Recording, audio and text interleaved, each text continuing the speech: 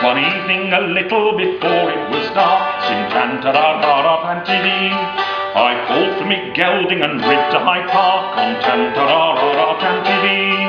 Of all parts of England, Hyde Park hath the name, the coaches and horses and persons of fame.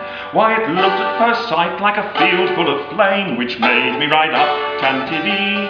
There's not been such a sight since Adams for periwig, riband and feather.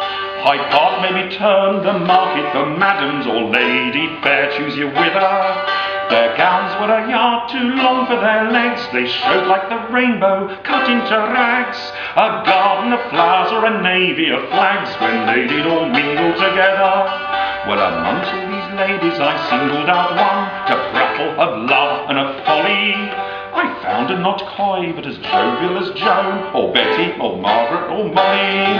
With views and love and stories of chances, me spirits did move and me blood she advances.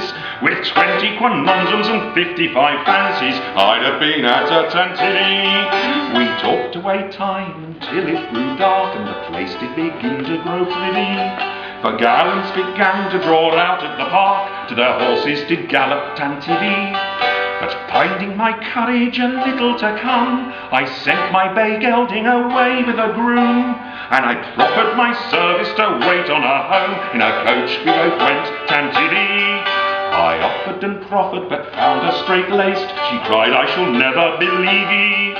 This armful of satin I bravely embraced, and fain would have been at tan-ti-dee. Her lodging was pleasant for scent and for sight. She seemed like an angel by candlelight. So like a bold archer I aimed at the white, tan-ti-dee, tan-ti-dee, tan-ti-dee. With many denials she yielded at last. Her chamber was wondrous pretty, that I all the night there might have my repast, to run at the ring, tan-ti-dee. I pulled off my clothes and I tumbled to bed. She went to her closet to dress up her head.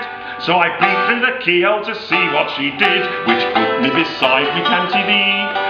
She took off her head tire and showed her bald pate. Her cunning did very much grieve me. Thought I to myself, if it were not so late, I would home to me lodgings, believe me.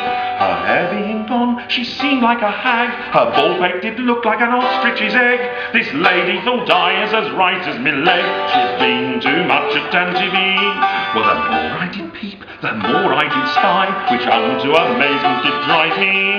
She put up a finger and out dropped her eye. This prayer that some power relieve me.